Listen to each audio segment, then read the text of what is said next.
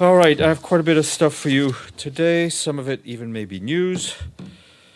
Uh, as you know, the Secretary General delayed his departure for Algiers by day to focus on the ongoing situation regarding the Black Sea Grain Initiative.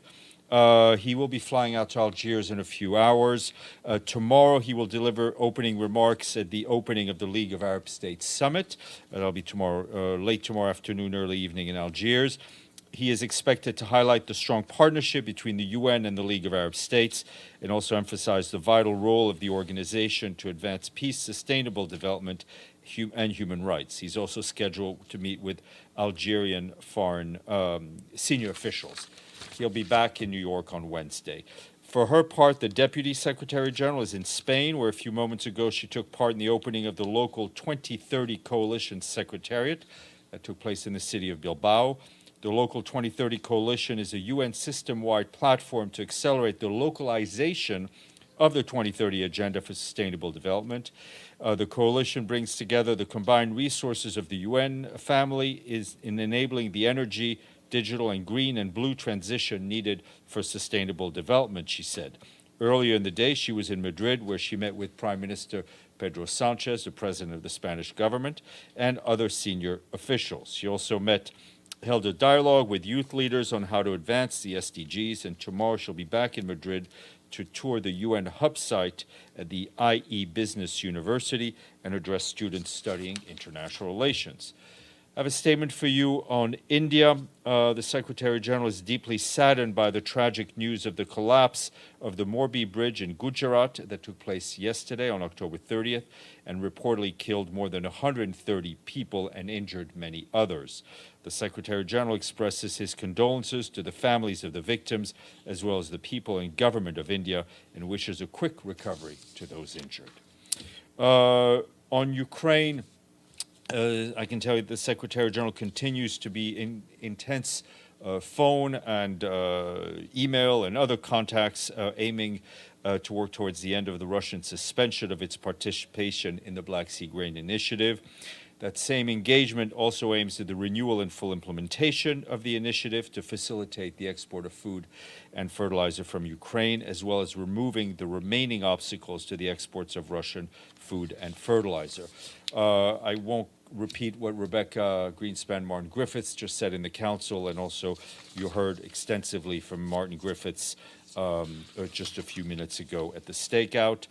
Wanted to just flag an update from our team in Tunisia, which is linked to what we're talking about. In Tunisia, the third of 9 vessels from Ukraine arrived over the weekend through the Black Sea Grain Initiative, bringing more than 78,000 tons of soft wheat to the country. A fourth vessel is scheduled to land today in Tunis with 30,000 tons of corn. The supplies from these shipments is expected to cover 1/3 of the monthly import needed for wheat and corn to Tunisia. These are commercial vessels. They are not humanitarian shipments. In the past month, the Tunisian population faced high inflation and continued shortage of basic food items. To alleviate the situation, the World Food Program will distribute some 600 tons of food to 7,500 vulnerable households in rural areas in the next few days. For its part, the UN Children's Fund will expand a monthly cash transfer program to families with children in need for a period of up to 18 months. Humanitarian update, this time from the ground on Ukraine, where our colleagues there tell us that a new wave of missile attacks on urban centers this morning has once again left a number of civilians injured and caused large-scale disruption to electricity and water supplies. We are understanding the attacks happened earlier in the early hours of the morning when people were commuting to work. This is the 4th time this month that we've seen a massive wave of attacks on energy infrastructure across Ukraine, which are leaving millions of people across the country not only without power, but also limited access to clean water pumps, as the supply of water obviously depends on electricity. In the capital, Kyiv, most people are without water in their homes, and some 350,000 houses and businesses have no electricity. That's according to Ukrainian authorities. And just to round up and access to water continues to be a major challenge also in eastern Donetsk Oblast, in areas beyond the control of the government of Ukraine or close to the front lines. As we've told you before, the backbone of the water system there was damaged in the early month of the war, and hostilities have prevented any repairs. Our humanitarian colleagues stress that in times of war, civilian infrastructure must be protected under international humanitarian law. With the harsh winter in Ukraine approaching, it is particularly important to preserve energy and water supplies, which are also necessary to run heating systems in most of the country. Just to round out news from that part of the world, earlier, before the meeting on Ukraine, the Security Council held a meeting on threats to international peace and security. Briefing council members was the president of the Council of the Civil Aviation Organization, Salvatore Schiartino.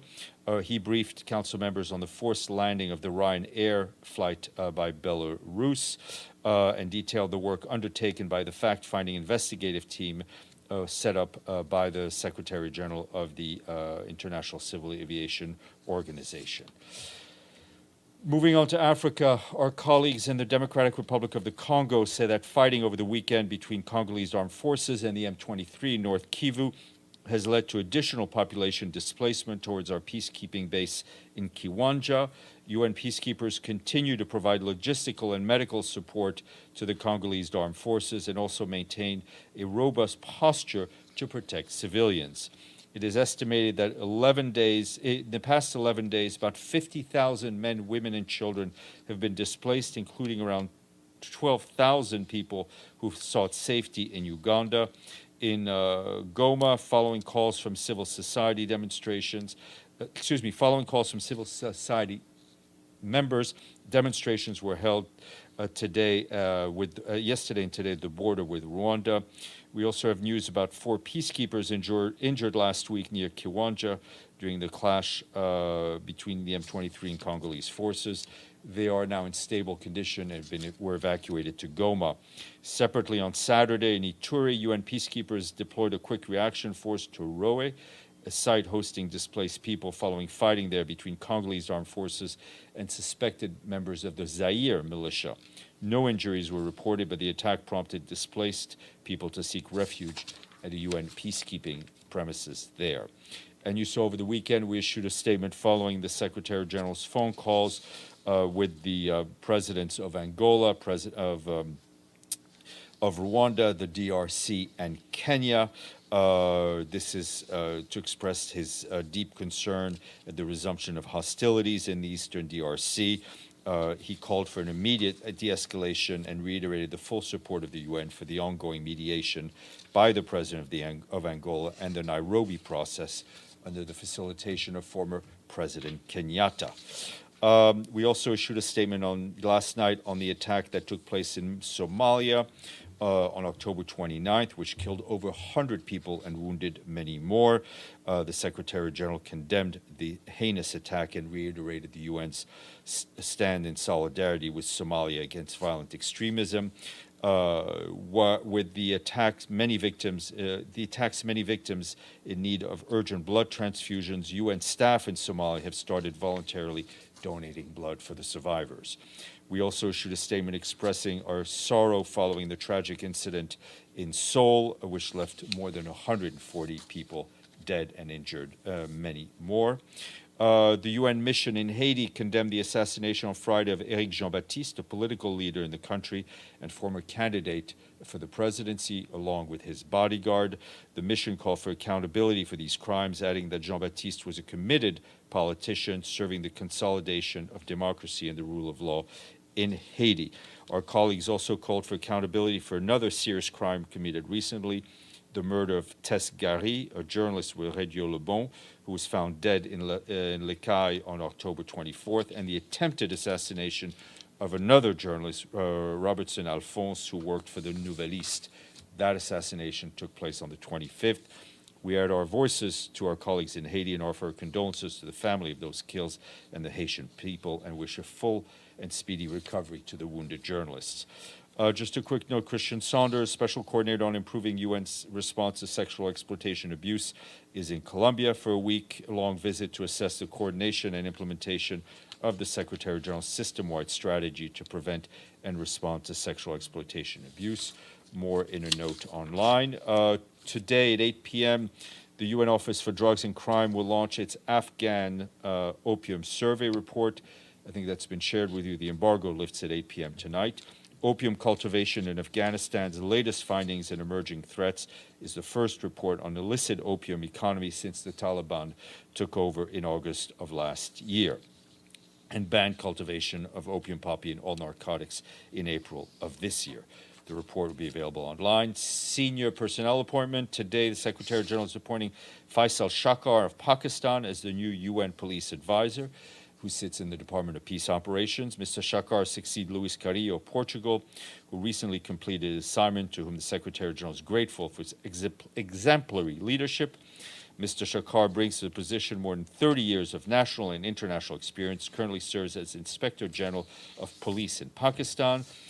Tomorrow there'll be a hybrid briefing at 12:30, and that will be with Ambassador Harold Adlai Aguimante, the President of the Security Council for the month of November, permanent representative of Ghana. Exactly. James, should you wish to ask a question, you may be first. Okay.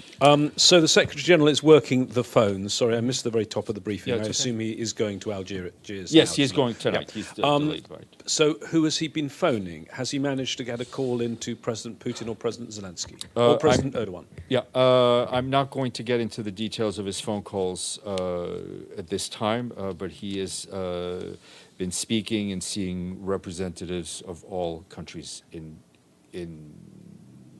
of all countries concerned. Okay. I know we've done this at some detail with Martin Griffiths, but I've now got a statement which I hadn't seen before that stakeout.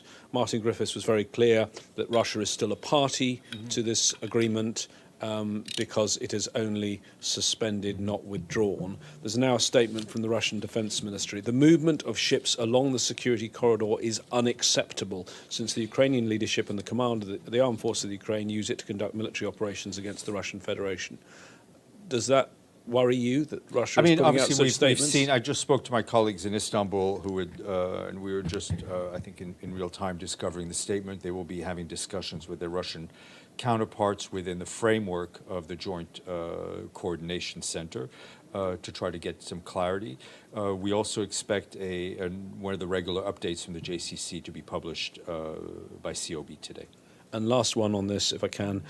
In the Security Council, Kenya suggested that the best way forward was a fact-finding mission of the Secretary General to go and investigate the attack on the Russian fleet. Is that something the Secretary General will consider? We heard that. Thank you, Pam, and then Veronica. Same question as I asked to the USG Griffiths. What do you perceive the Russians need to unsuspend? In other words, have they given any, I mean, there was a back and forth about what the attack was and what the deal was and who violated it, but they have suspended. Griffith says they're still part of it. So what do they need to get back?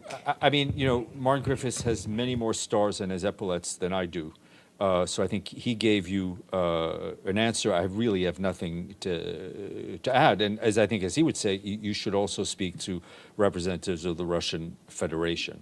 Right, but the SG is speaking with people. I understand a lot of phone calls are being had, but we can only speak for ourselves. Thank you. Veronica, then Natalie. Thank you. I want to ask, so yesterday it was announced that you agreed 16 vessels movement through the corridor today. And we saw at the maritime bases that they left Odessa and were heading to Istanbul and other Turkish ports. Can you please update us on how is things going, whether everything is safe? Do you know? So far we've not heard of any of any incidents, thank God.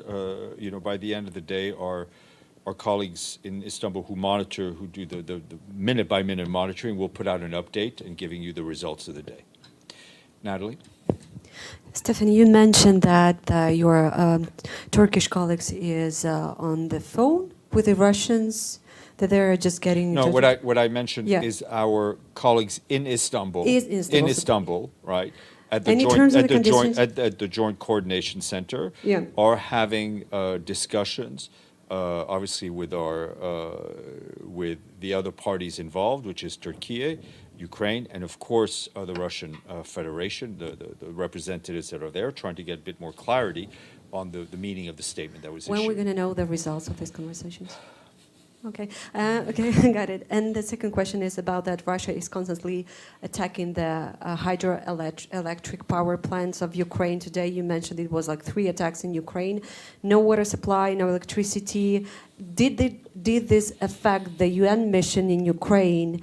And will you kind of change the number of generators and, I don't know, warm blankets that's sending to Ukraine? Yeah, I mean, it's impacted first and foremost the Ukrainian people. The vast majority of our staff in Ukraine are Ukrainians, right? So it's obviously impacted them in their daily lives. It's impacting our operations. Obviously, our humanitarian colleagues are monitoring the needs on the ground and adjusting accordingly. Madame. Thank you, Stéphane. On Lebanon, despite repeated calls from the microphone close to your mouth, thank you. Despite repeated calls from the international community, it's the first time ever Lebanon finds itself without a president of the republic, without a prime minister, without a banking system, and without a state. The implications are very serious. What can really happen? How much the SG is concerned about this awkward situation in Algiers? Will the SG raise this topic during his discussions? We will give you readouts as they come in terms of what the Secretary General discusses in Algiers. You know, Lebanon is a very special place in the Secretary General's heart, from his time as High Commissioner from Refugees, from the visit of solidarity that he made in December of last year.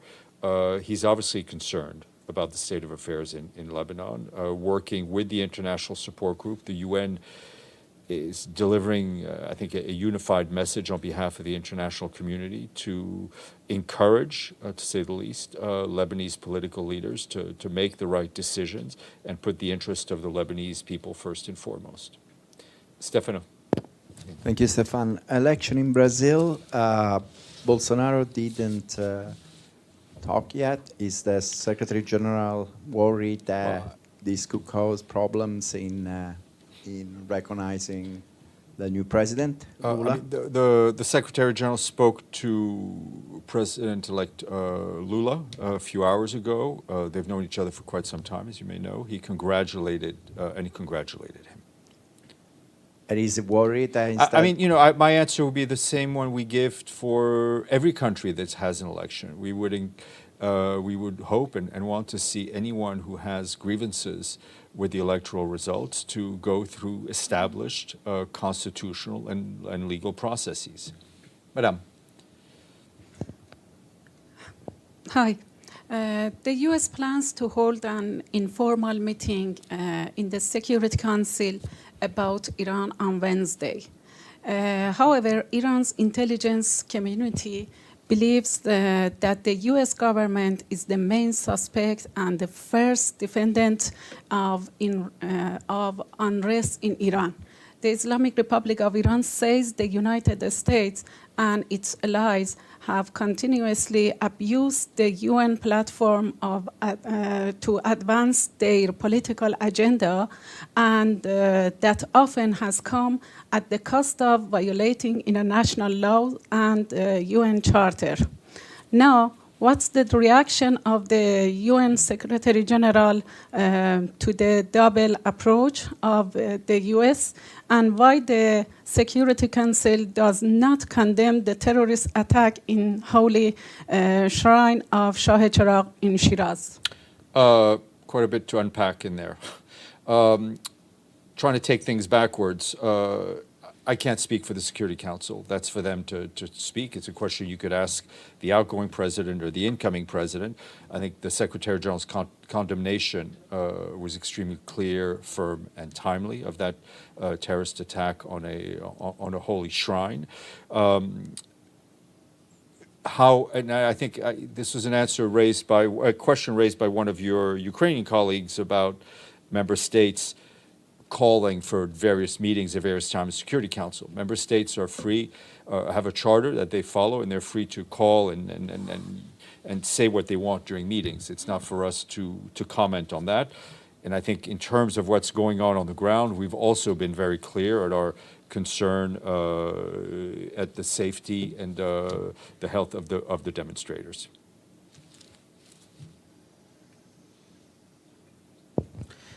So reports have emerged earlier today that there is going to be a trial of at least 1,000 protesters who have been arrested recently in Tehran, the capital of Iran. And you had previously voiced concerns about the due process being applied to those who are detained. Do you believe that a mass trial of 1,000 protesters is going to ensure that the due process is also applied? I have not seen the details, whether it's a mass trial or individual trials. What is important is that there is due process and that there is transparency in any judicial process anywhere. Round two. It is Halloween after all. Twitter. Elon Musk has fired the board of Twitter. He's now the sole director. Number one, is the UN concerned? I know it's a private company, but given its influence, that one man is going to be the sole director and have complete sole control. And secondly, is the UN, either the Secretary General or the USG for Global Communications, reaching out to Twitter? I mean, you have your verified initiative. Are you, because they're rethinking their whole content moderation strategy? I mean, I think I've also already. I mean, not for me to the Secretary General to comment on decisions taken by a majority shareholder on a company. Sorry. We have, I mean, other your colleagues have raised this issue. We've expressed our concern that Twitter and that other social media companies not be used as a platform for accelerating hate, accelerating disinformation or discrimination. I'm not aware of any specific contacts we've had with Twitter, but I can tell you that we are watching the situation extremely closely. And finally, I'm sorry to do this on Halloween, I'm going to ask about the escalator. I saw it today.